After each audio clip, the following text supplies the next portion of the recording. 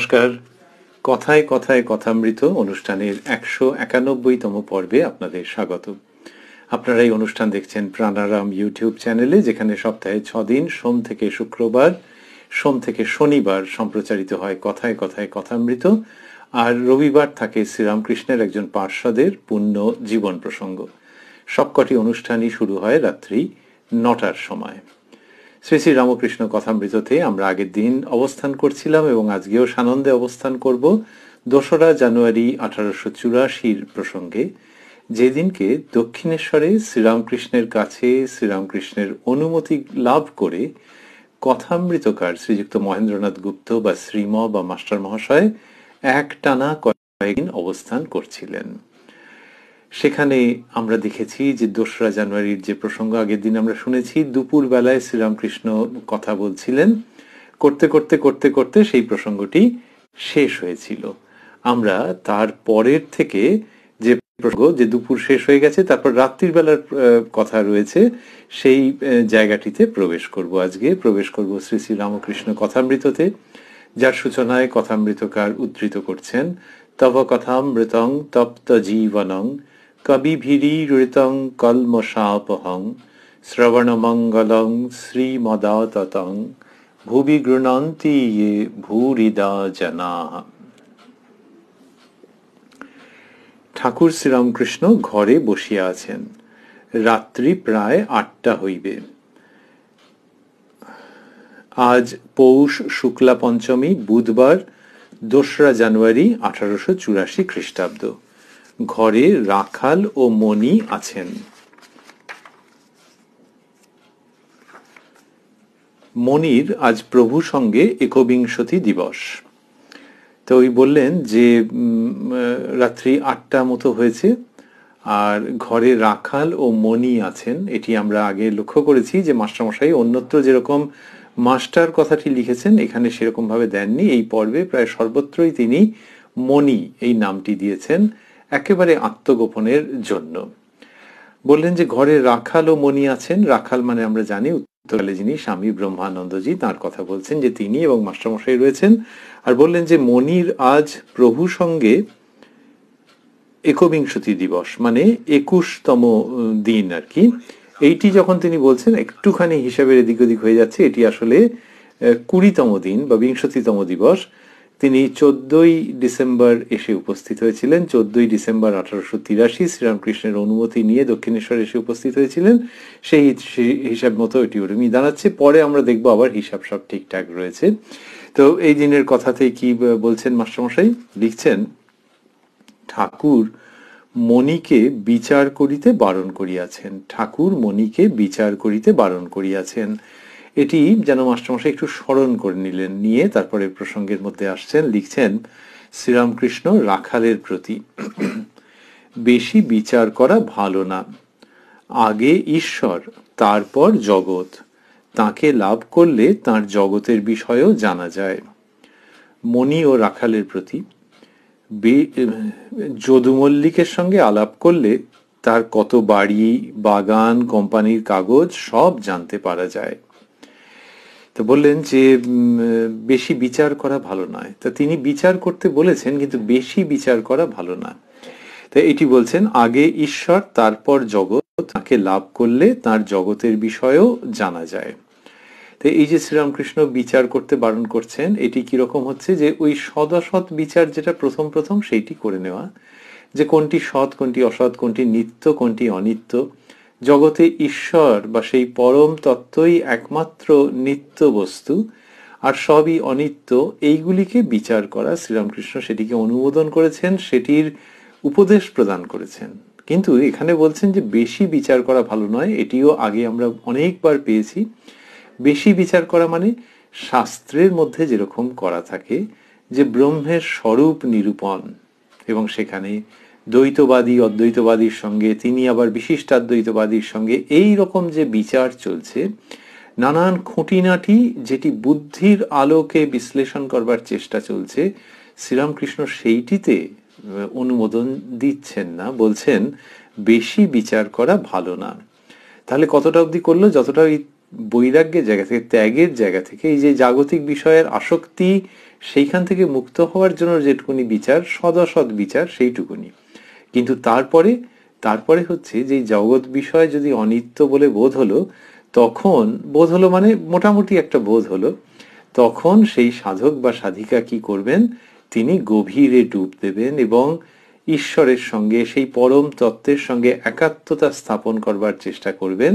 কিন্তু ওই বাইরে অনেক বিচার করা, নিরূপণ করবার চেষ্টা করা, ওইটা আর করবেন না। শ্রীরামকৃষ্ণ যেটি দেখাচ্ছেন সেটা হচ্ছে যে যেন এটা বাইরের স্তর থেকে গভীরে চলে আসছে, এই জায়গাতে তিনি আহ্বান জানাচ্ছেন। তো সেই তিনি বলছেন কি, যে আগে ঈশ্বর তারপর জগৎ, তাকে লাভ করলে তার জগতের বিষয়ও জানা যায়।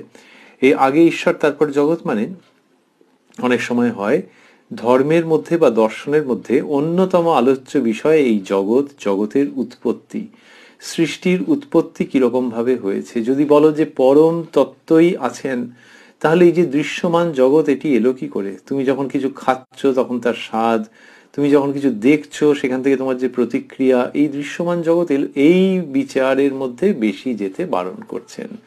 বেশি যেতে বারণ করছেন যে এইটির যে বিচার রয়েছে, এটির যে বিশ্লেষণ রয়েছে, তার মধ্যে যদি বেশি যাও তাহলে ওই বুদ্ধি ওখানে গুলিয়ে যেতে পারে এবং তোমার সময়টা ওইখানে চলে যেতে পারে। যে সময়টা দিয়ে তুমি যদি অন্তরে ডুব দিতে, তাহলে এই জগৎ ব্যাপার যার অধীন তাকে প্রাপ্ত হতে, এবং তাকে প্রাপ্ত হলে এই সমস্ত সম্পর্কে তুমি অবগত হতে পারতে বা অবগত হতে পারো যদি মন চায়। শ্রীরামকৃষ্ণ বুঝিয়েছেন যে যদি তাকে পাওয়া যায় তাহলে আর এসব বেশি জানতে ইচ্ছে করে না, তাতেই মজে থাকতে ইচ্ছে করে, লীন হয়ে থাকতে ইচ্ছে করে। তবু কারোর যদি ওই কৌতূহল থাকে, জগৎ বিষয়ে ওইসব প্রশ্ন থাকে, তাহলে তাকে পেলে সবই জানা হয়ে যায়।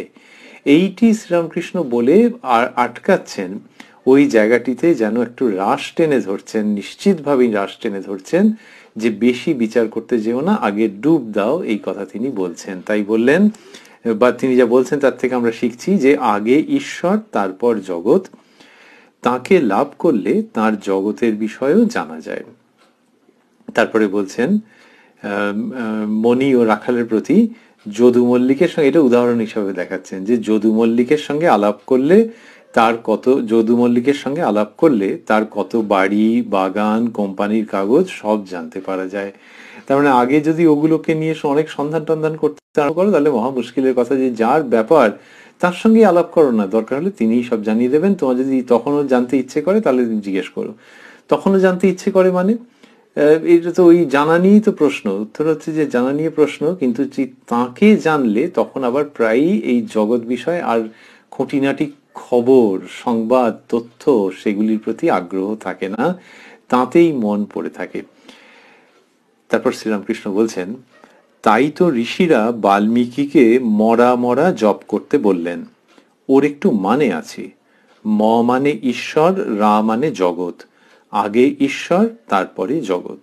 এইটি তিনি শেখাচ্ছেন যে বাল্মীকিকে ওরকম ভাবে জপ করতে বলা হয়েছে যে আগে ঈশ্বরকে জেনে তারপর জগৎ বিষয়। কৃষ্ণ কিশোর বলেছিল, মরা মরা শুদ্ধ মন্ত্র ঋষি দিয়েছেন বলে। ম মানে ঈশ্বর, রা মানে জগৎ।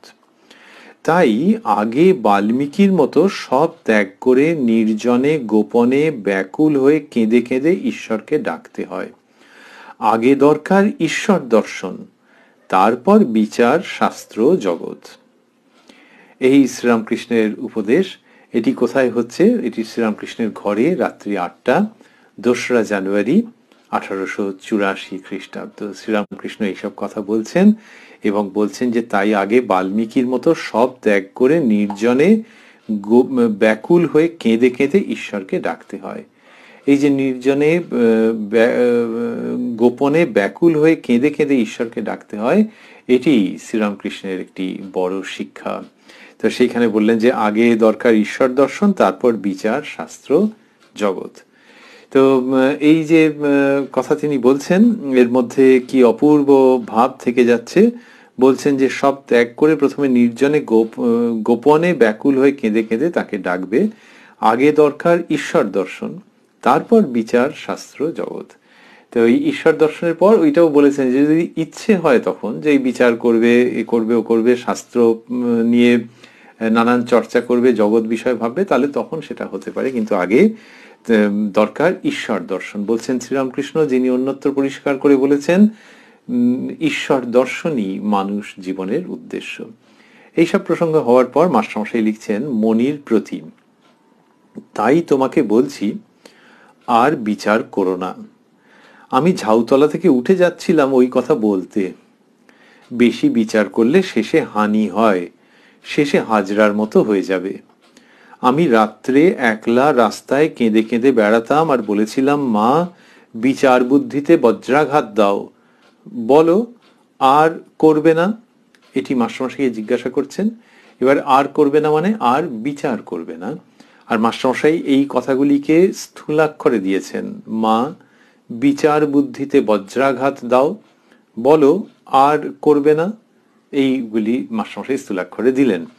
তো শ্রীরামকৃষ্ণ বলছেন, তাই তোমাকে বলছি আর বিচার করো না। কি অপূর্ব ভাব আমরা দেখব।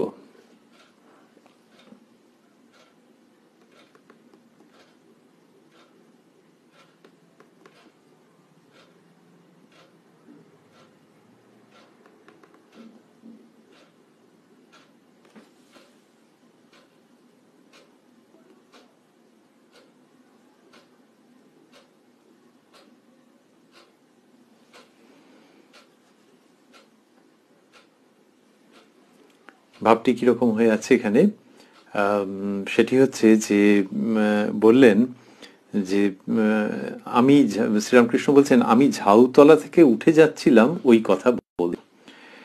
তো বলছেন যে আমি ঝাউতলা থেকে উঠে যাচ্ছিলাম ওই কথা বলতে, তার মানে কি? তার মানে হচ্ছে যে ওই যে ঝাউতলা, সেখানে শ্রীরামকৃষ্ণ কি করেছেন, যে কখনো কখনো টয়লেট করবার জন্য সেখানে গিয়ে উপস্থিত হয়েছেন। তা সেই জায়গাটির কথা বলছেন যে আমি ঝাউতলা থেকে উঠে যাচ্ছিলাম ওই কথা বলতে। তা সেটি কি? সেটি হচ্ছে যে মাস্টারমশাই যেন বিচার না করেন, অধিক বিচার যেন না করেন, এটি শ্রীরামকৃষ্ণ বলতে চাইছেন।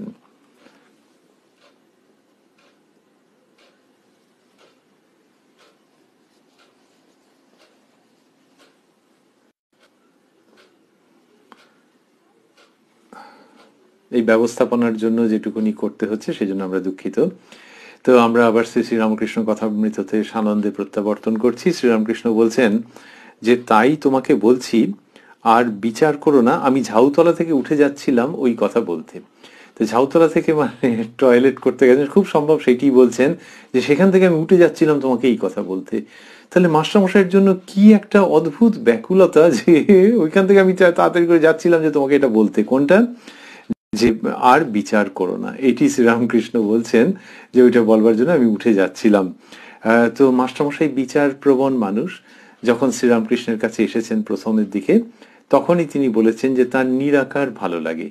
সেটি কবে? 1882 ওই ফেব্রুয়ারি মার্চের দিকে, আর এটি হচ্ছে 1884 প্রথম দিক। তার মানে প্রায় 2 বছর হয়ে গেছে। তা সেই সময়তে কি হলো যে শ্রীরামকৃষ্ণের কিন্তু ওই একটা চিন্তা যে মাস্টারমশাইয়ের যে ওই বিচারের দিকে, অদ্বৈত ভাবনার দিকে মন আছে, তাই সেইটির দিকে বেশি যেন আর না যায়। ওই যা বিচার করেছো ঠিক আছে, এবারে তো তুমি মন হয়েছে পরমার্থের দিকে, মন হয়েছে ঈশ্বরের দিকে, সুতরাং আর ওই বিচারের মধ্যে থেকো না। এটির জন্য তিনি ঝাউতলা থেকে উঠে যাচ্ছিলেন যে মাস্টারমশাইকে এটা বলবার জন্য। আমরা এই যে পর্বটিতে রয়েছি, যে 14ই ডিসেম্বর আমরা উল্লেখ করছিলাম, যে 1883 14ই ডিসেম্বর দক্ষিণেশ্বরের শ্রীরামকৃষ্ণের সমীপে, অর্থাৎ গুরুগৃহে বাসের জন্য অনুমতি পেয়ে মাস্টারমশাই যে থাকছিলেন, এই পর্বটিতে শ্রীরামকৃষ্ণের খুব তীব্র গভীর একটা মাস্টারমশাইয়ের প্রতি ভাব দেখতে পাওয়া যাচ্ছে, যে যেন অন্য সময়ও আছে মাস্টারমশাইয়ের কল্যাণ চেয়েছেন, তাকে উপদেশ দিয়েছেন, বকেছেন দরকার মতো, আর এই সবগুলোই যেন অনেক বেশি তীব্রতা নিয়ে এই পর্বে উপস্থিত হয়েছে। যেন যে এই ছেলেটি এসেছে, যে সংসার ছেড়ে এসেছে এবং থাকছে দক্ষিণেশ্বরে, এই থাকার প্রতিটি মুহূর্ত যেন এর জীবনে নতুন নতুন ভাবে কিছু সংযোজন করে, কিছু মূল্য সংযোজন করে, জীবনকে যেন প্রতি মুহূর্তে আরো উন্নীত করে দেয় ঈশ্বরের দিকে। এই জায়গা থেকে শ্রীরামকৃষ্ণের ওই রকম ব্যগ্রতা, এটা বিভিন্ন সময় আমরা লক্ষ্য করেছি। আর এখানে বলছেন আমি ঝাউতলা থেকে উঠে যাচ্ছিলাম তোমাকে ওই কথা বলতে। বেশি বিচার করলে শেষে হানি হয়, শেষে হাজরার মতো হয়ে যাবে। এই যে হানি হয়, মানে হাজরা মশাইয়ের কি অসুবিধে? হানি হয় ওইটাই যে কারোর ভেতরে হয়তো ভক্তিভাব ছিল, কিন্তু তাকে যদি অনেক বিচারের কথা বলা হয়, শাস্ত্রীয় বিচার এবং এই মতের দ্বারা ওই মতের খণ্ডন, তাহলে তার সময়ের অপচয় হয়। আর দ্বিতীয়ত ভক্তি ভাব যেটা, সেটা তো একটা মানসিক প্রবণতা। এবার তার উপর যদি ক্রমাগত অন্য জিনিস চাপানো হয়ে থাকে, তাহলে কি হচ্ছে যে এই ভক্তি ভাবটা ব্যাহত হয়, ডেন্টেড হয়ে যায়। ওইখান থেকে বলছেন যে বেশি বিচার করলে শেষে হানি হয়, শেষে হাজরার মতো হয়ে যাবে। তার মানে তখন ভক্তিভাবটা যেন উবে যায় এবং গিয়ে ওই বৌদ্ধিক যে চর্চা সেইখানেই সমস্তটা ওইটির মধ্যেই পর্যবসিত হয়। এখানে বলছেন যে শেষে হানি হয়। এই যে হানি হয়, শ্রীরামকৃষ্ণ বলছেন বেশি বিচার করলে শেষে শেষে হানি হয়, এটি আধুনিক কালের মানুষের পক্ষে খুব সত্য এবং নির্মম সত্য। একজন শিক্ষিত বুদ্ধিমান মানুষ, অনেক সময় দেখা যায় যে যারা বেশ বুদ্ধিদীপ্ত লোক, এখনকার দিনের ভাষায় বলে বুদ্ধিজীবী বা ইন্টেলেকচুয়াল, দেখা যায় যে তার নিজেদের মধ্যে ধর্মের প্রসঙ্গ যখন আসছে তখন ওই রকম সব নানান রকমের বিচার আসছে, যে ভগবান যদি এই, ঈশ্বর যদি এই, তাহলে জগৎ কারণ, ব্রহ্মের স্বরূপ, তাহলে ব্রহ্ম এবং মায়া, এই সব বলে যে আলোচনা, এই আলোচনাগুলি তো আমাদের শাস্ত্রেই আছে, অন্য কোনো জায়গা থেকে তো আনা হচ্ছে না। কিন্তু বুদ্ধিমান মানুষ ওই আলোচনার মধ্যে থাকতে গিয়ে না একটা কিছু বুঝলেন, বুঝে আবার যার কাছ থেকে শুনেছেন তার কাছে আবার জিজ্ঞেস করলেন, তারপর নিজেদের মধ্যে আবার আলোচনা করলেন। কিন্তু ওইগুলো যদি কেউ ওই পথে যেতে চায়, জ্ঞান পথে যেতে চায়, তাহলে তাকে খুব অন্তর্মুখ হতে হবে। কেননা কোথাও বলা নেই যে বাইরের জগতে বুদ্ধির চর্চা করে সমস্ত উত্তর ওইখান থেকে বেরিয়ে যাবে, বরং বিভিন্নভাবে বলা হচ্ছে যে অন্তর জগৎ থেকে শেষ কথাটি আহরণ করতে হবে। কিন্তু ওই বুদ্ধির জগতে যারা থাকেন তারা ওইটি করলেন, কিছুক্ষণ করে টোরে ক্লান্ত হয়ে শুয়ে পড়লেন হয়তো। তাতে করে হচ্ছে কি, যেটা বৌদ্ধিক বিলাস, যে হ্যাঁ আমিও যে অনেকটা জানি, এটা বলা হলো, পাঁচজনের সঙ্গে আলোচনা করলাম, ওদের মতগুলো শুনলাম, আমি কিছুই নিলাম না। তো দেখা গেল ইনিও যেখানে ছিলেন, উনিও যেখানে ছিলেন, নিজের নিজের জায়গাতেই থেকে গেলেন। এই সময়টা যদি ওই বুদ্ধিমান মানুষ, ওই সংবেদনশীল মানুষ অন্তর্জগতে ডুব দিতেন এবং সেটা কি আসক্তি ত্যাগ করে ডুব দিতেন, তাহলে তিনি অনেক কিছু পেতেন। কিন্তু যদি তার মধ্যে ভেতরে ভেতরে ভক্তিভাব পর্যন্ত থেকে থাকে, তাহলেও সমাজ, সমসাময়িক মানসিকতা তার উপরে যেটা আরোপ করছে যে এই বুদ্ধি দিয়ে বোঝো, বুদ্ধি দিয়ে বোঝো, তাতে হচ্ছে কি ভক্তি ভাবটা সেইটা বিধ্বস্ত হয়ে যাচ্ছে এবং মনটা ওই রকম ভাবেই টিউনড হয়ে যাচ্ছে যে তারপরে যদি তাকে বলা হয় যে চলো অমুক জায়গায় আরতি হচ্ছে, সে বলে না আরতি আর কি, আর বলে সে গুগল থেকে কিছু ঘাঁটতে আরম্ভ করলো, দ্বৈত, বিশিষ্টাদ্বৈত, অদ্বৈত এইসব দেখতে আরম্ভ করলো, করে তার ভেতরে যে ভক্তির অঙ্কুরটি ছিল তাতে ঠিক মতো জল সিঞ্চন না হওয়ার জন্য কি হলো, যে সেই অঙ্কুর যেন বিনষ্ট হয়ে গেল। তা সেইটা একটা বিরাট ক্ষতি, বিরাট ক্ষতি। ভক্তি ভাব ওই রকম ভাবে বিকশিত হচ্ছে না বলে। আরেকটি হচ্ছে, শ্রীরামকৃষ্ণ বলছেন যে এই যুগের মানুষ ওই বিচার পথে বিশেষ করতে পারবে না, কেননা দেহ বুদ্ধি না গেলে ওই বিচার পথে অগ্রসর হওয়া যায় না, বিচার পথে পরম প্রাপ্তি হয় না। আর কলিকালের মানুষের দেহ বুদ্ধি যেতে চায় না। তো সেই জন্যে এই যে চর্চাটা হচ্ছে, এতে করে না এদিক হলো না ওদিক হলো। তা শ্রীরামকৃষ্ণ যখন মাস্টারমশাইকে বলছেন বেশি বিচার করলে শেষে হানি হয়, এই যে হানি হয় মানে ক্ষতি হয়, আহত হয় ভেতরকার ভাব, ভেতরকার ভাব হ্রাসপ্রাপ্ত হয়, এটি খুব আধুনিক কালের উপযুক্ত। আর উনি দৃষ্টান্ত হিসেবে দেখিয়ে দিচ্ছেন, বলছেন শেষে হাজরার মতো হয়ে যাবে। হাজরা মশাই বসে বসে বসে বসে দক্ষিণেশ্বরের বারান্দায় প্রচুর বিচার করতেন, নরেন্দ্রাদি ভক্তদেরকে ডেকে আনতেন যে এইখানে এসো, এসে বসো, এখানে কথা বলো, এ করো ও করো, সেই বিচার করছেন। কিন্তু হাজরা মশাইয়ের মতো জায়গায় থেকে ডিসঅ্যাপিয়ার করে গেছেন, আর শ্রীরামকৃষ্ণ গগনের সূর্যের মতো বিরাজ করছেন। তো তিনি বলছেন যে ওই শেষে হাজরার মতো হয়ে যাবে, যে কিছুই পেলো টেলো না, ওই কিছু বিচার টিচার করে তারপর শক্তিক্ষয় হয়ে গেল। তা বলছেন যে আমি, তাহলে শ্রীরামকৃষ্ণ কি তাহলে বুদ্ধির জায়গাটাকে বলেননি? কিন্তু আবারও আমরা স্মরণ করছি যে বুদ্ধির জায়গাটাকে উনি বলছেন যে বুদ্ধির জায়গাটা তার সঙ্গে সঙ্গে এই বোধের অনুশীলন থাকতে হবে। তো তা সেটা কোথায়? শুধু বুদ্ধির চর্চা করলে হবে? আরেকটা হচ্ছে যে বুদ্ধি এবং বোধ মিলিয়েও যদি কেউ অগ্রসর হতে চান, তাহলে ওই অদ্বৈতের যে জগৎ, সেটা আধুনিক কালের মানুষের পক্ষে ঠিক উপযুক্ত নয়। মানে অধিকাংশ মানুষের, প্রায় সকলের জন্যই ওটি অনুপযুক্ত একালে। বললেন, আমি রাত্রে একলা রাস্তায় কেঁদে কেঁদে বেড়াতাম আর বলেছিলাম, মা বিচার বুদ্ধিতে বজ্রাঘাত দাও। খুব গভীর কথা উচ্চারণ করছেন। বলছেন যে আমি কি করেছি, বলছেন যে আমি রাত্রে একলা রাস্তায় কেঁদে কেঁদে বেড়াতাম আর বলেছিলাম। তো এই তার সাধন জীবনের কথা বলছেন, এরকম ভাবে তিনি কেঁদে কেঁদে বেরিয়েছেন এবং কি বলেছেন, বলেছেন যে মা বিচার বুদ্ধিতে বজ্রাঘাত দাও। তার মানে ভেতরে যে বিচার বুদ্ধিটা রয়েছে, ওই যে আমরা বলছিলাম আধুনিক মানুষের প্রবণতা। তো শ্রীরামকৃষ্ণ তার জন্ম 1836 সালে, কিন্তু ওই তার মধ্যে যে বিচার বুদ্ধি রয়েছে, ওই যুক্তিসঙ্গত বিশ্লেষণের যে একটা প্রবণতা, সেটা তো আমরা এই 2020 সালের শেষের দিকে বসেও সহজেই তার সঙ্গে নিজেদেরকে যুক্ত করতে পারি, ওইটি ভাবটার সঙ্গে রিলেট করতে পারি যে হ্যাঁ, ওই একটা বিচারের বুদ্ধির প্রবণতা তো থাকে। তো শ্রীরামকৃষ্ণ যখন দেখছেন যে ভক্তি পথে সমস্ত কিছু পাওয়া যাবে, তখন সেই ভক্তি পথে যিনি কিনা জল করে বিচরণ করছেন, তার হৃদয়ের মধ্যে প্রধানা রূপে সেই মাকে বলছেন, মা কালীকে বলছেন যে মা বিচার বুদ্ধিতে বজ্রাঘাত দাও। তার মানে বিচার বুদ্ধি চাইছেন না, কিন্তু সেটা মাঝে মাঝে এসে যাচ্ছে, একটা ইন্টেলেকচুয়াল ইনভিটেশন এসে যাচ্ছে, একদম চাইছেন না, ডাউন উইথ ইট। তো বলছেন যে মাকে বলছেন যে বিচার বুদ্ধিতে বজ্রাঘাত দাও। এই বজ্রাঘাত দেওয়া মানে আবারও আমরা ভাবছি, হয়তো তৃতীয়বারের জন্য ভাবছি, যে বিচার বুদ্ধিকে অশ্রদ্ধা করছেন না, কিন্তু এই যুগের জন্য এটা নয়, সেই দৃষ্টান্ত নিজের জীবন দিয়ে স্থাপন করছেন এবং বলছেন যে মা বিচার বুদ্ধিতে বজ্রাঘাত দাও। এই বজ্রাঘাত দাও কথাটা খুব তীব্র। তো তার মানে হলো যে যাতে ওটা সমূলে বিনষ্ট হয়ে যায়, আর তার জন্য মা তোমার কিছু করবার আছে, তোমার ইন্টারফিয়ারেন্স দরকার। দেখি সুন্দর যে সবটাই তো মায়ের অধীনে, তাই বলছেন যে মা তুমি এটা করতে পারো যে বিচার বুদ্ধি যেন একেবারে চলে যায়। তো এই শ্রীরামকৃষ্ণ বলছেন এটি কিন্তু জ্ঞান মিশ্রা ভক্তির সঙ্গে এটির তফাৎ আছে। জ্ঞান মিশ্রা ভক্তি মানে বোঝা হয় অনেক সময় যে ভক্তি ভাবও আছে, আবার জ্ঞানের ভাবও আছে, ঈশ্বরের স্বরূপ সম্পর্কে ধারণা আছে। কিন্তু শ্রীরামকৃষ্ণ যেটি বলছেন সেটি হচ্ছে একেবারে ভক্তির সাগরের মধ্যে ডুব দেওয়া, যেখানে ডুব দিলে মানুষ মরে না, মানুষ মৃত্যুঞ্জয়ী হয়, সেইটার মধ্যে ডুব দিতে চাইছেন। এবং সেই ডুব দেওয়ার প্রক্রিয়ায় যেখানে কিনা বিচার এসে উপস্থিত হচ্ছে, সেটাকে একেবারে সরিয়ে দিতে চাইছেন। এটি বিশুদ্ধ শুদ্ধা ভক্তির উচ্চারণ। সেখানে ঈশ্বরের স্বরূপকে কোনোভাবে সারপাস করা হচ্ছে না, সেটাকে কোনোভাবে সরিয়ে রাখা হচ্ছে না, কিন্তু ভক্তির আস্বাদনে নিয়ে যাওয়া হচ্ছে। শ্রীরামকৃষ্ণ বলছেন যে তারপরে মাকে পেলে যদি দরকার হয় তাহলে মা ব্রহ্মজ্ঞানও দিতে পারেন। অর্থাৎ ব্রহ্মজ্ঞান এই আলোচনার বাইরে থাকছে না, কিন্তু তুমি আগে বেশি বিচার করে এই রকম নিজের জন্য একটা প্রতিকূলতা উপস্থিত করো না। তা বললেন যে আমি রাত্রে একলা রাস্তায় কেঁদে কেঁদে বেড়াতাম আর বলেছিলাম মা বিচার বুদ্ধিতে বজ্রাঘাত দাও।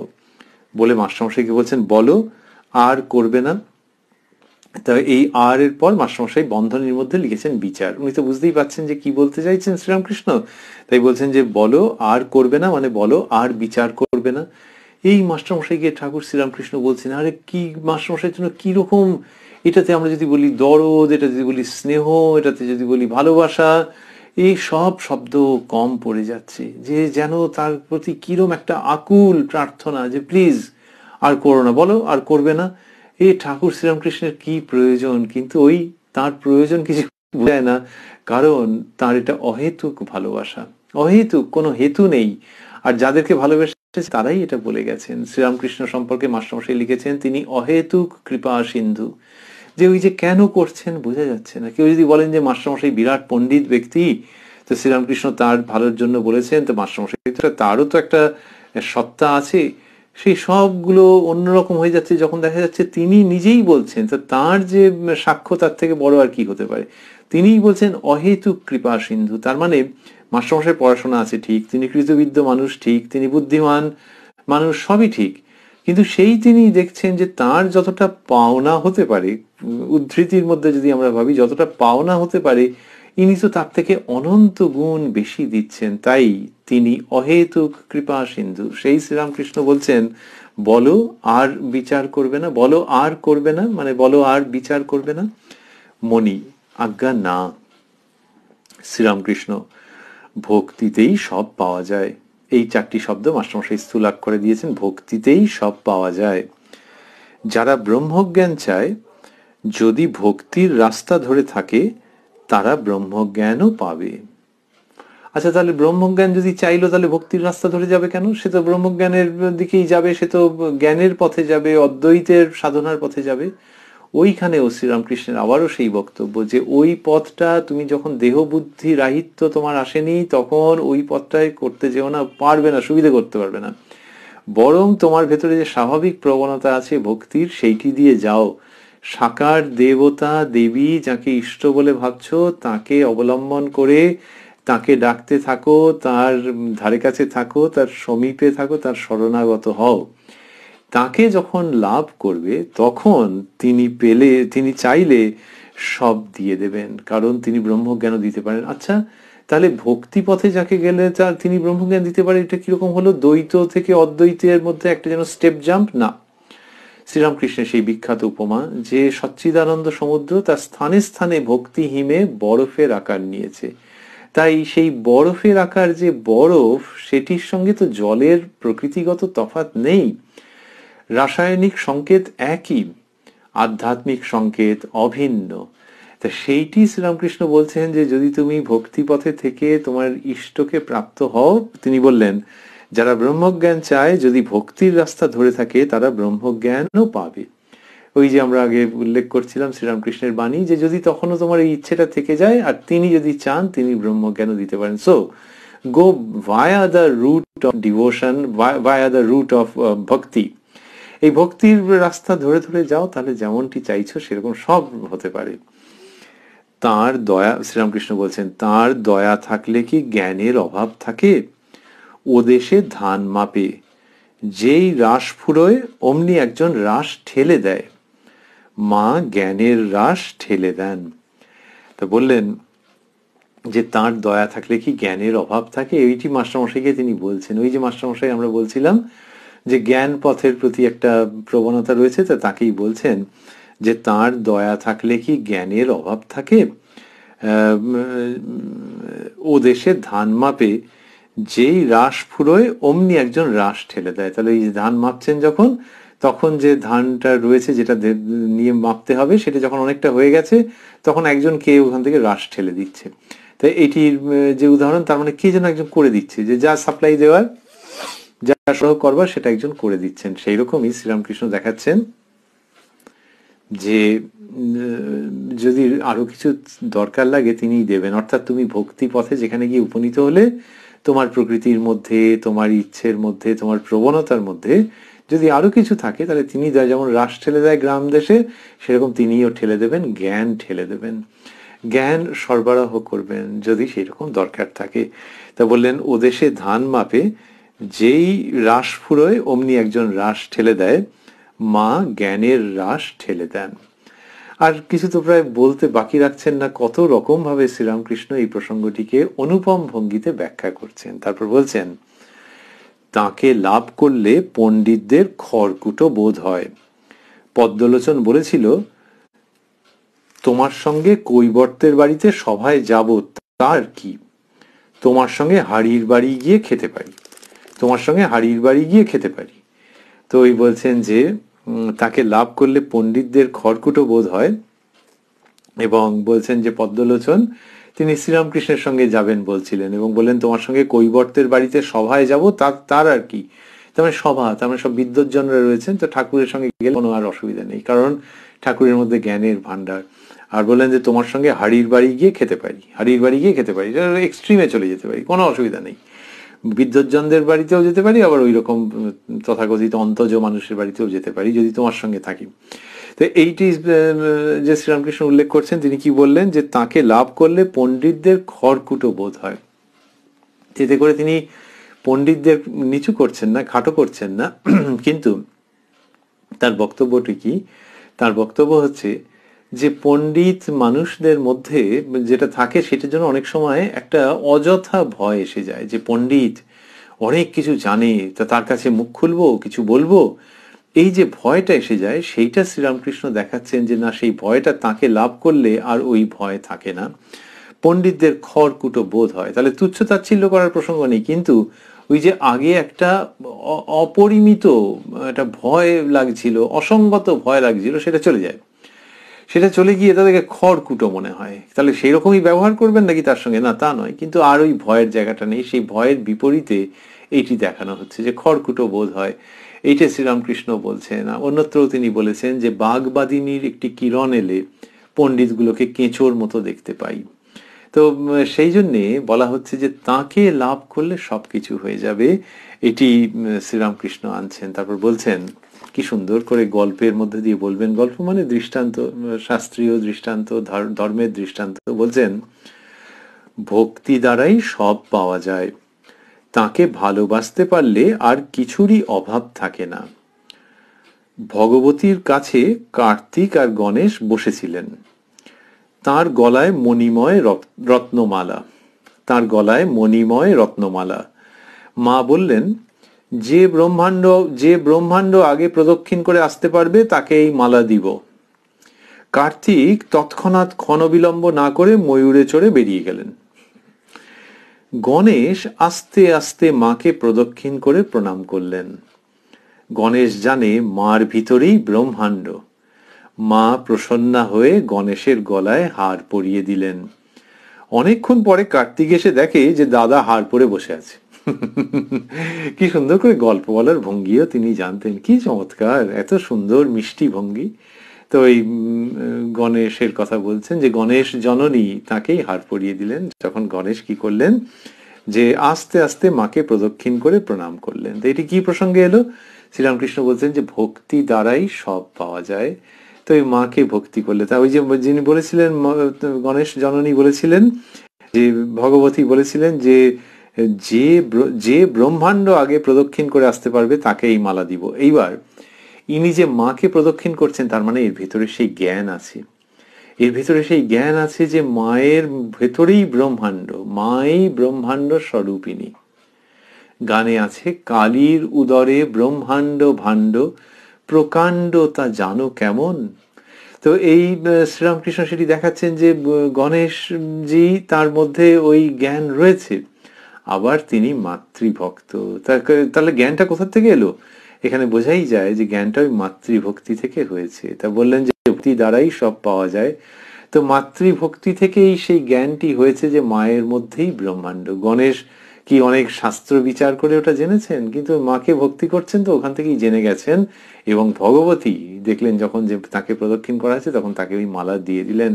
কি অপূর্ব গল্প, এবং কি অপূর্বভাবে শ্রীরামকৃষ্ণ নিয়ে আসছেন যে ভগবতী এরকমটি ঘটিয়েছেন, ভগবতী এরকমটি ঘটিয়েছেন, এবং ভগবতীর বড় পুত্র শ্রীরামকৃষ্ণ সেটিকে ওই রকম অমীয় প্রসন্নতা এবং সৌন্দর্যের সঙ্গে উপস্থাপন করছেন যে ভক্তির দ্বারাই সবকিছু পাওয়া যায়। তারপর শ্রীরামকৃষ্ণ বলছেন, মাকে কেঁদে কেঁদে আমি বলেছিলাম, মা বেদ বেদান্তে কি আছে আমায় জানিয়ে দাও, পুরাণতন্ত্রে কি আছে আমায় জানিয়ে দাও। তিনি একে একে আমায় সব জানিয়ে দিয়েছেন, তিনি আমাকে সব জানিয়ে দিয়েছেন, কত সব দেখিয়ে দিয়েছেন, এরকম বলছেন। তো বললেন যে মায়ের কাছে বলেছিলাম। এই যে শ্রীরামকৃষ্ণের ভাবটি, মাতৃভাব, আমরা এমনিতে বলি মাতৃভাব, কিন্তু মাতৃভাবের মধ্যেও তো কিছু ভাবনার আছে যে কেমনটা। কেউ যদি বলেন যে একটা প্রকৃতির ছবি একটা আঁকা হয়েছে, একটি পেইন্টিং, সেটা বললে একরকম। আর যদি সেই পেইন্টিংটা তুলে ধরা হয় কাছে, বলে ওরে বাবা, এই প্রকৃতির আর পেইন্টিং এই দুটো শব্দ দিয়ে আমি কিচ্ছু বুঝতেও পারিনি, কুলকেনাও করতে পারিনি। এ যা দেখছি এ তো বাবারে বাবা অনবদ্য, এ কি মানে ব্যাখ্যা হয় না, কিন্তু একদম মন বুঝছে। তা প্রকৃতির পেইন্টিং, এটা শুনে সেভাবে ঠিক বুঝতে পারিনি। যে শ্রীরামকৃষ্ণের মাতৃভাব বললে শুধু ওইটি দিয়ে কতকটা আন্দাজ করা যায়, আর যখন কাছ থেকে দেখা যায় তখন দেখা যায় যে ওরে বাবারে বাবা কত কি। এইখানে বলছেন শ্রী রামকৃষ্ণ কথামৃত আমাদের খুব কাছ থেকে সেটি নিয়ে আসছে। তো তিনি বলছেন, মাকে কেঁদে কেঁদে আমি বলেছিলাম, মা বেদ বেদান্তে কি আছে আমায় জানিয়ে দাও। কেঁদে কেঁদে কেন? দুটি অর্থ হতে পারে। একটি হচ্ছে যে মায়ের সঙ্গে যখন হচ্ছে তখন ওই ভেতর থেকে একটা অব্যক্ত কান্না বেরিয়ে আসছে, এটি হচ্ছে আধ্যাত্মিক প্রাপ্তিজনিত কান্না, আধ্যাত্মিক নৈকট্যজনিত কান্না। আরেকটি হচ্ছে যে মা লোকে কত কি বলে বুঝতে পারি না, তা তুমি একটু জানিয়ে দাও, তো এরকম করে দাও। তা সেই জায়গা থেকে বলছেন যে সেখান থেকে কান্না, যে মা বেদ বেদান্তে কি আছে আমায় জানিয়ে দাও, পুরাণ তন্ত্রে কি আছে, পুরাণ তন্ত্রে কি আছে আমায় জানিয়ে দাও। এই যে শ্রীরামকৃষ্ণ বলছেন, তিনি তো চাইলে অন্যদের কাছ থেকেও জানতে পারতেন। তার অদ্বৈত সাধনের গুরু ছিলেন, তার তন্ত্র সাধনার গুরু ছিলেন, কিন্তু শ্রীরামকৃষ্ণ বলছেন যে মা বেদ বেদান্তে কি আছে আমায় জানিয়ে দাও, পুরাণ তন্ত্রে কি আছে আমায় জানিয়ে দাও। অর্থাৎ ওই মায়ের কাছেই সমস্ত প্রার্থনা। এটা কবে বলেছেন বোঝা যাচ্ছে না। এমন হতে পারে যে শ্রীমৎ তোতাপুরীজি বা ভৈরবী ব্রাহ্মণী আগে, ভৈরবী ব্রাহ্মণীজির আগমনের আগে শ্রীরামকৃষ্ণ এটি বলেছেন, তারপরে তার জীবনে এরা এসে উপস্থিত হয়েছেন। যেভাবেই ভাবা যাক না কেন, তিনি মায়ের কাছেই প্রার্থনা করছেন যে বেদ বেদান্ত পুরাণ তন্ত্রে কি আছে সেগুলো জানিয়ে দাও। সেই ওই গণেশজির ওই ভাবটি আনছেন আর কি, যে ও মা চাইলে সব জানিয়ে দিতে পারে, যেন মাকেই বলবো। তাই এইরকম ভাবে শ্রীরামকৃষ্ণ বললেন এবং বললেন তিনি একে একে আমায় সব জানিয়ে দিয়েছেন। তা এমনিতে যদি ভাবি যে আচ্ছা শ্রীরামকৃষ্ণ তো বল সাধনা করেছিলেন, তাই এইখানে তিনি যা বলছেন তার শ্রীমুখের উক্তি দিয়ে তো আমাদের যেতে হবে যে ওই যে সাধনা করেছেন তার মানে সেটি মায়ের ইচ্ছাতেই হয়েছে, মাই সব করিয়ে নিয়েছেন। এই তো পরিষ্কার, যেখানে তিনি বলছেন যে মা বেদ বেদান্তে কি আছে আমায় জানিয়ে দাও ইত্যাদি। তো এইটা শ্রীরামকৃষ্ণের কি অদ্ভুত একটি ভাব, যেটি তিনি দেখাচ্ছেন যে এইরকম ভাবে ঈশ্বরের কাছে, এক্ষেত্রে মায়ের কাছে প্রার্থনা করা, সেটি তিনি দেখাচ্ছেন। বলছেন মা বেদ বেদান্তে কি আছে আমায় জানিয়ে দাও, পুরাণ তন্ত্রে কি আছে আমায় জানিয়ে দাও, তিনি একে একে আমায় সব জানিয়ে দিয়েছেন। তো এটি বলবার পর তিনি বলছেন যে তিনি আমাকে সব জানিয়ে দিয়েছেন, কত সব দেখিয়ে দিয়েছেন। তা শ্রীরামকৃষ্ণের এই ভাব খুব চমৎকার, যে মা সব বলছেন। এবং অন্যত্র তিনি বলেছেন আমার মা সব জানে।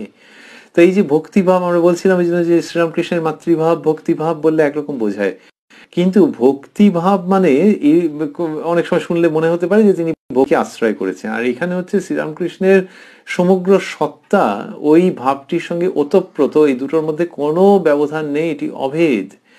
যে it's not a case of exercising one's option, এইটি হচ্ছে যে একেবারে তিনি নিজে এইটি ভক্তিভাবের মধ্যে পুরো জারিত হয়ে রয়েছেন, এবং মা ছাড়া আর কোনো কথা নেই। যিনি বলছেন আমার মা সব জানে। অন্যত্র বলেছেন যে মা আমাকে সচ্চিদানন্দের জ্ঞান দিয়ে ওরকম ভাবে বেহুশ করিসনি মা, বালকের মা চাই না। তো এরকম ভাবে বলেছেন। তো এখানেও তিনি তাই বলেন যে মা বেদ বেদান্তে কি আছে আমায় জানিয়ে দাও। এই বেদান্ত যখন উনি বলেন তখন হচ্ছে বেদান্ত বলতে শ্রীরামকৃষ্ণ সাধারণত অদ্বৈত বেদান্তকেই বুঝিয়েছেন। তার মানে সেই নিরাকার চৈতন্যের প্রসঙ্গ। এখানে বলছেন যে মা আমায় জানিয়ে দাও বেদ বেদান্তে, তার মধ্যে বেদান্ত, তার মধ্যে যদি আমরা থাকি যে সেটিও মা জানিয়ে দেবেন। তাহলে মা যিনি সাকার রূপের, তিনি ওই অদ্বৈত ভাবের কথা জানিয়ে দেবেন। তো এই যে শ্রীরামকৃষ্ণের বাণী, এর সঙ্গে ওর জীবন এক তানে ধ্বনিত হচ্ছে। যে তোতাপুরীজি যখন ঠাকুর শ্রীরামকৃষ্ণকে অদ্বৈত সাধনের দিকে নিয়ে যাচ্ছেন, পঞ্চবটির দিকে একেবারে দৈহিক ভাবে যে নিয়ে যাচ্ছেন, যে চলো ওইখানে গিয়ে সাধনা হবে, তখন তিনি বলছেন যে আমি দাঁড়াও আগে মাকে জিজ্ঞাসা করে আসি। তো উনি ভেবেছেন যে জন্মদাত্রী মা, তাকে জিজ্ঞাসা করে আসবেন যে সন্ন্যাস গ্রহণ করতে হবে। তারপর দেখেন এই কি, মা কালীর মন্দিরে চলে গেল। তা ক্ষুণ্ণ হয়েছিলেন যে অদ্বৈত সাধন করবে, তা সে দ্বৈত ভাবের দেবীকে জিজ্ঞেস করতে গেল। এনিওয়ে তারপর তিনি এসে বললেন যে হ্যাঁ মা বলেছে, মত দিয়েছেন, এবার চলো। সেই যে শ্রীরামকৃষ্ণ তারপর তিনি যখন অদ্বৈত সাধনায় রত হলেন তোতাপুরীজির প্রদর্শিত পথে, তখন তোতাপুরীজি অবাক হয়ে গেলেন। এত অল্প সময়ে এরকম গভীর সমাধিতে তিনি লীন হয়ে সুগভীর ভাবে উপনীত হলেন। তো তার মানে শ্রীরামকৃষ্ণের জীবনের মধ্যেই তো দেখা যাচ্ছে যে his vision and his realization of অদ্বৈত is necessarily care of the divine mother Bhavatarini. তো এই মায়ের কেয়ার অফে সমস্তটা হলো। আর তোতাপুরীজি রয়ে গেলেন পথপ্রদর্শক, গাইড, গুরু রূপে, কিন্তু সমস্তটা হচ্ছে মায়ের যেন অপাঙ্গ দৃষ্টিপাতে। সেই শ্রীরামকৃষ্ণই বলছেন যে মাকে কেঁদে কেঁদে আমি বলেছিলাম বেদ বেদান্তে কি আছে আমায় জানিয়ে দাও, পুরাণ তন্ত্রে কি আছে আমায় জানিয়ে দাও। এই যে বেদ বেদান্তে কি আছে আমায় জানিয়ে দাও, তাহলে মা চাইছেন, সেই জন্যই এইগুলি হচ্ছে, সেটি শ্রীরামকৃষ্ণ নিয়ে আসছেন কি সুন্দর করে। তা বললেন তিনি আমাকে সব জানিয়ে দিয়েছেন, কত সব দেখিয়ে দিয়েছেন। তারপরে সেগুলি উল্লেখ করছেন। বলছেন একদিন দেখালেন চতুর্দিকে শিব আর শক্তি, এই শিব শক্তি শব্দগুলি স্থূলাক্ষরে। শিব, তারপর বলছেন এগুলিও পরের কথাগুলিও স্থূলাক্ষরে আছে। শিব শক্তির রমণ, মানুষ জীবজন্তু তরুলতা সকলের ভিতরেই সেই শিব আর শক্তি, পুরুষ আর প্রকৃতি, এদের রমণ। আর একদিন দেখালেন নৃমুণ্ড স্তূপাকার, এই পর্যন্ত স্থূলাক্ষরে। তারপর বলছেন পর্বতাকার, আর কিছুই নাই, আমি তার মধ্যে একলা বসে। আরেকবার দেখালেন মহাসমুদ্র, আমি লবণ পুত্তলিকা হয়ে মাপতে যাচ্ছি, মাপতে গিয়ে গুরুর কৃপায় পাথর হয়ে গেলুম। দেখলাম জাহাজ একখানা, অমনি উঠে পড়লাম, গুরু কর্ণধার। এইরকম শ্রীরামকৃষ্ণ বলছেন। এবং এই যেখান থেকে বলেছেন যে আর একদিন দেখালেন নৃমুণ্ড স্তূপাকার, এইখান থেকে আমরা যতটা পর্যন্ত পাঠ করলাম, এই সবকটাই বাক্যের শেষে বিস্ময় চিহ্ন আছে। তার মানে শ্রীরামকৃষ্ণ সেই রকম আনন্দ মিশ্রিত বিস্ময়ের সঙ্গে এই কথাগুলি উচ্চারণ করেছেন। তো বলছেন, মাস্টারমশাই লিখছেন যে ঠাকুর শ্রীরামকৃষ্ণ বলেছেন একদিন দেখালেন চতুর্দিকে শিব আর শক্তি। দেখালেন মানে দেখালেন যাকে তিনি এরকম ভাবে ডেকেছেন, যার কাছে প্রার্থনা জানিয়েছেন। বলছেন একদিন দেখালেন চতুর্দিকে শিব আর শক্তি, শিব শক্তির রমণ। তো আমরা তন্ত্রের ভাব বলতে পারি, কিন্তু শ্রীরামকৃষ্ণের শ্রীমুখ দিয়ে যখন উচ্চারিত হচ্ছে তখন সেটি একটি নবীন সতেজতার সঙ্গে তার সমস্ত শক্তি এবং মাধুর্য এবং পবিত্রতা নিয়ে উপস্থিত হচ্ছে। বললেন শিব শক্তির রমণ, মানুষ জীবজন্তু তরুলতা সকলের ভিতরেই সেই শিব আর শক্তি, পুরুষ আর প্রকৃতি, এদের রমণ। শিব এবং শক্তি মিলিত হয়ে এই জগৎ।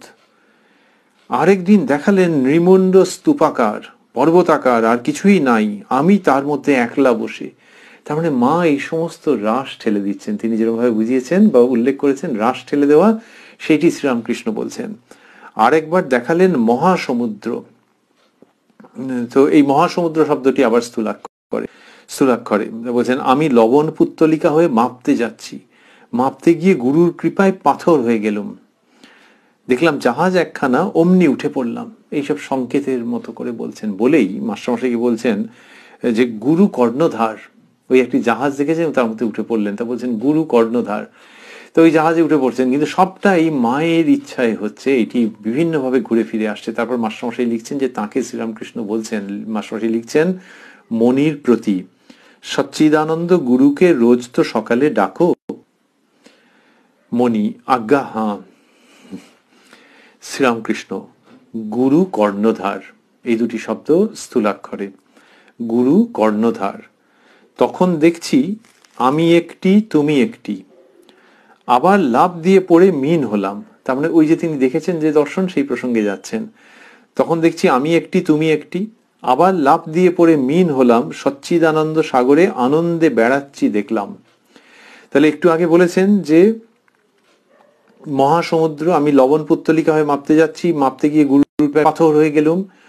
দেখলাম জাহাজ একখানা, অমনি উঠে পড়লাম, গুরু কর্ণধার। এটি বললেন। সেইটির সূত্রে আসছে কি, যে তখন দেখছি আমি একটি তুমি একটি, আবার লাফ দিয়ে পড়ে মিন হলাম। মিন হলাম মানে মাছ। কোথায়? সচ্চিদানন্দ সাগরে। সচ্চিদানন্দ সাগরে আনন্দে বেড়াচ্ছি দেখলাম। এইসব কথা শ্রীরামকৃষ্ণ বলছেন যে এইরকম বিচিত্র তাঁর অনুভূতি হচ্ছে। তার মানে কি, ওই সচ্চিদানন্দ সাগর, তাতে লীন হয়ে যাওয়ার প্রসঙ্গ, গুরু কর্ণধার রূপে এগিয়ে নিয়ে যাচ্ছেন সেই প্রসঙ্গ, দ্বৈত অদ্বৈত এই দুয়ের মাঝামাঝি আভাস, এই সমস্ত প্রসঙ্গ শ্রীরামকৃষ্ণ আনছেন। শুরুতেই বলেছেন যে দেখালেন, তার মানে মা এই সব দেখাচ্ছেন। তাহলে তুমি জ্ঞানের কথা বলো, ভক্তির কথা বলো, সবই মায়ের অধীনে। বলে বলছেন, যখন বললেন সচ্চিদানন্দ সাগরে আনন্দে বেড়াচ্ছি দেখলাম, এটা বললেন। তারপর বলছেন এসব অতি গুচ্ছ কথা, বিচার করে কি বুঝবে? তিনি যখন দেখিয়ে দেন তখন সব পাওয়া যায়, কিছুরই অভাব থাকে না। এই কথাগুলিকে মাস্টারমশাই স্থূলাক্ষরে দিয়েছেন। আবারও বলছেন যে এসব অতি গুচ্ছ কথা, গোপন কথা। আর উনিও তো বলেছেন সংকেতের মতো করে মাস্টারমশাইকে, সেটি উল্লেখ করছেন, এসব অতি গুহ্য কথা বিচার করে কি বুঝবে। এই জায়গার থেকে আবার স্থূলাক্ষর, বিচার করে কি বুঝবে, তিনি যখন দেখিয়ে দেন তখন সব পাওয়া যায়, কিছুরই অভাব থাকে না। তো ওই বিচার করে কি বুঝবে এটি মাস্টারমশাইকে জিজ্ঞাসা করছেন। এটি ঘটছে, আবারও ভাবছি, যে 2রা জানুয়ারি 1884 খ্রিস্টাব্দে, এবং শ্রীরামকৃষ্ণ তার ঘরে বসে আছেন। সেখানে মাস্টারমশাইকে বলছেন যে বেশি বিচার করো না। সেই বলতে বলতে বলতে বলতে এই জায়গাতে চলে এসেছেন এবং বলছেন যে বিচার করে কি বুঝবে, তিনি যখন দেখিয়ে দেন তখন সব পাওয়া যায়, কিছুরই অভাব থাকে না। এই যে জায়গাটি, তা মাস্টারমশাই এতদিন ঠাকুর শ্রীরামকৃষ্ণের কাছে আছেন, তবুও ভেতরে ওই বিচারের প্রবণতা হয়তো থেকে গেছে, নিশ্চিত রূপেই থেকে গেছে বলা যায়। সেইখানে শ্রীরামকৃষ্ণ সেটিকেও সরিয়ে দিচ্ছেন। আমরা পুনরায় ভাবছি যে সদসদ নিত্যানিত্য বস্তু বিচারের প্রসঙ্গ হচ্ছে না, কিন্তু তারপরে যেটা একটা যেন বৌদ্ধিক আমেজের জায়গা থেকে যে বিচার, সেইটাকে রাখতেই চাইছেন না। সেখানে তিনি ভক্তির যে রাজপথ, সেইখানে আহ্বান জানাচ্ছেন মাস্টারমশাইকে, সেইখানে সব প্রেমে আকর্ষণ করছেন, গুরুরূপে সেই পথে মাস্টারমশাইকে অগ্রসর করিয়ে দিচ্ছেন এবং বললেন বিচার করে কি বুঝবে। আর এইগুলি মাস্টারমশাই আবার স্থূলাক্ষরে দিয়েছেন। তার মানেই বোঝা যায় যে this words are hitting the right point. তার ভালো লেগেছে। তো ভালো লেগেছে মানে জীবনের সম্পদ তিনি খাদ্য সেখান থেকে আহরণ করেছেন, তাই স্থূলাক্ষরে দিয়েছেন যে বিচার করে কি বুঝবে, তিনি যখন দেখিয়ে দেন তখন সব পাওয়া যায়, কিছুরই অভাব থাকে না। এটি শ্রীরামকৃষ্ণ বললেন। আর এখানে কি হয়েছে, আমরা এইটি পড়তে পড়তেই শেষ করছি, যে শ্রীরামকৃষ্ণ এরকম মাতৃভাবে মাতোয়ারা হয়ে এটি বলছেন যে ইষ্ট যদি চান তিনি সবই পাইয়ে দেন, তাই ভক্তি পথেই অগ্রসর হও। আমরা রয়েছি উদ্বোধন কার্যালয়ে প্রকাশিত যে শ্রী শ্রী রামকৃষ্ণ কথামৃত, তার 373 পৃষ্ঠায়। আমরা আজকে একটু আগে থামছি এই জন্য যে এরপর পরের দিনের প্রসঙ্গ শুরু হবে, যেদিন আমরা দেখব আবারও মাস্টারমশাইয়ের সঙ্গে এই ভাবের কথাবার্তা এগোবে। এগুলি আমরা শুনবো যখন শ্রীরামকৃষ্ণের কৃপায় আমরা আশা করছি যে আগে পরের দিন আবারও আপনারা আমরা মিলিত হব রাত্রি 9টার সময় এই কথায় কথায় কথামৃত অনুষ্ঠানে, এবং আমাদের দেখা হবে প্রাণারাম ইউটিউব চ্যানেলে। আজকে শেষ করতে করতে ভাবছি পদ্মলোচনের কথায় শ্রীরামকৃষ্ণ বলেছিলেন, তার আগে তিনি বললেন যে তাকে লাভ করলে পণ্ডিতদের খড়কুটো বোধ হয়। তারপর বললেন যে পদ্মলোচন বলেছিল, তোমার সঙ্গে কৈবর্তের বাড়িতে সভায় যাব, তার আর কি, তোমার সঙ্গে হাড়ির বাড়ি গিয়ে খেতে পারি। তো তার মানে ওই যে বললেন যে তাকে লাভ করলে পণ্ডিতদের খড়কুটো বোধ হয়, আর তারপরেই বলছেন যে পদ্মলোচন বলেছিলেন শ্রীরামকৃষ্ণকে যে তোমার সঙ্গে যাব, তার আর কি, মানে তা আর আমার কোনো হেজিটেশন নেই। এর মধ্যে বিরাট ইঙ্গিত থেকে যাচ্ছে। মাস্টারমশাইয়ের উপর তিনি কিছু আরোপ করেননি, সেটা তার স্বভাবই নয়, কিন্তু পদ্মলোচনের কথা যে বলছেন যে সত্য কাহিনী তিনি বিবৃত করছেন, তার সেখানে যখন শুরু হলো প্রসঙ্গটি, শ্রীরামকৃষ্ণ বলেন যে তাকে লাভ করলে পণ্ডিতদের খড়কুটো বোধ হয়, আর পদ্মলোচন বলেছেন তোমার সঙ্গে এখানেও যেতে পারি, ওখানেও যেতে পারি, মানে বিদ্বজ্জনদের সভাতেও যেতে পারি, আবার প্রান্তিক মানুষের কাছেও গিয়ে উপস্থিত হতে পারি। তার মানে শ্রীরামকৃষ্ণের সঙ্গে থাকা মানেই হচ্ছে যে তাকে লাভ করা। অনুষ্ঠানের শেষে এই প্রসঙ্গটিকে আমরা স্মরণ করছি যে ঠাকুর শ্রীরামকৃষ্ণের কাছে থাকা, কথামৃতের মধ্য দিয়েই শ্রীরামকৃষ্ণের কাছে থাকা যদি আমরা ধরি, আরো গভীরে আরো অন্তরঙ্গভাবে যখন কেউ শ্রীরামকৃষ্ণের কাছে থাকছেন, তাহলে কথামৃত একটি মাধ্যম, সেই মাধ্যমে শ্রীরামকৃষ্ণের দিকে অগ্রসর হওয়া, তার কাছে থাকা, এই স্মরণ মননের মধ্যে এবং গভীর অনুধ্যানের দ্বারা ঠাকুর শ্রীরামকৃষ্ণের কাছে থাকা মানেই হচ্ছে যে তাকে পেয়ে যাওয়া। সেই তিনি যাকে জানলে পণ্ডিতদের খড়কুটো বোধ হয়, অর্থাৎ জগৎ ব্যাপার তোমাকে শঙ্কিত করতে পারে না, তোমাকে বিপর্যস্ত করে না, তোমাকে ভীত করে না, তোমাকে আশঙ্কিত করে না, কিছুই করে না। তুমি সে জগৎকে একেবারে খুব সহজে গ্রহণ করতে পারো। জগৎ তোমার কাছে একটা বিভীষিকার মতো, একটা বিরাট প্রশ্নচিহ্নের মতো, একটা বিপদের মতো, একটা আশঙ্কার মতো উপস্থিত হয় না। তাই শ্রী শ্রী রামকৃষ্ণ কথামৃত অধ্যয়ন করতে করতে আমরা শ্রীরামকৃষ্ণের কাছে অবশ্যই সেই প্রার্থনা করতে চাইছি যে আমরা যেন তাকে লাভ করতে পারি। কথার কথা তো নয়, কিন্তু কথায় কথায় কথামৃতের মধ্যে সেই ইঙ্গিত অবশ্যই দেখানো আছে। তার জন্য আমাদের প্রযত্ন তো করতে হবে, কিন্তু সবচেয়ে ওপরে হচ্ছে ঠাকুর শ্রীরামকৃষ্ণের প্রসন্ন হাসি এবং তার কৃপা। সেইখানেই আমাদের আবেদন, সেইখানেই আমাদের প্রার্থনা যে আমরা যেন তাকে প্রাপ্ত হতে পারি, নিজের নিজের সংস্কার মাথায় রেখে নিজের নিজের সাধনের সহায় এবং তার কৃপা দৃষ্টির সহায়, যে কারণ কি তাকে লাভ করলে বললেন যে পণ্ডিতদের খড়কুটো বোধ হয়, এবং পদ্মলোচন বলেছিলেন যে কৈবর্তের বাড়িতে সভায় যাব বা হাড়ির বাড়ি গিয়ে খেতে পারি। সেই রকমই আমাদের জগৎ জীবনের যেখানে থাকতে হয় না কেন, যে আশ্রমেই থাকতে হয় না কেন, হিন্দুরা তো 4টি আশ্রমের বিভাজন করেছেন, তো যে আশ্রমে যে বাড়িতে যেখানেই আমাদের থাকতে হোক না, কোনো ব্যাপার নয়, উই ডোন্ট কেয়ার। সেই জায়গা আমাদেরকে কিছুমাত্র বিচলিত করতে পারবে না, আমাদের বিপর্যস্ত করতে পারবে না, আমাদের অপ্রস্তুত করতে পারবে না, যদি আমরা তাঁর সঙ্গে থাকি। আমরা যদি শ্রীরামকৃষ্ণের সঙ্গ লাভ করি, তাহলে যেখানেই থাকি না কেন আমরা চিরতরে নির্ভয় হয়ে থাকতে পারবো। সেটিরই প্রার্থনা শ্রীরামকৃষ্ণের শ্রীচরণে। ওং নিরঞ্জনং নিত্যমনন্ত রূপং ভক্তানুকম্পা ধৃত বিগ্রহং বৈ ঈশাবতারং পরমেশমিদ্যং তং রামকৃষ্ণং শিরসা নমামः।